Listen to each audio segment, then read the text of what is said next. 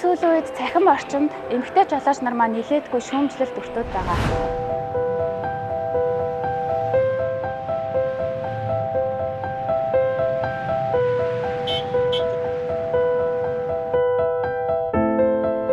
Амрыг хэрэг өнөөдөр хууль ярихгүй, мөн хариуцлагч ярихгүй, зүгээр л зөвлөө. 2023 онд жолоочийн буруутай үйлдэлийн улмаас 24575 хүн зам тээврийн осолд өртсөн нь нийт зам тээврийн ослын 97.3%-ийг эзэлж байна. Үүнээс 3692 буюу 14.6%-ийг жолооч анхаарал болгоомжгүйгээс хөдөлгөөнд оролцсноос үүдэлтэй байна.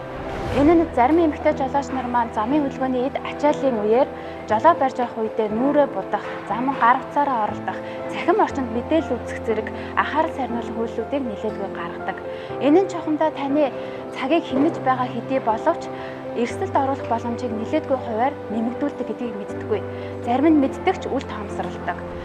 Иймд зам тээврийн ослоос урьдчилан сэргийлэх, замын хөдөлгөөний аюулгүй байдлыг хангахад жолооч таны зөв дадал, энгийн соёл чухал үүрэгтэй.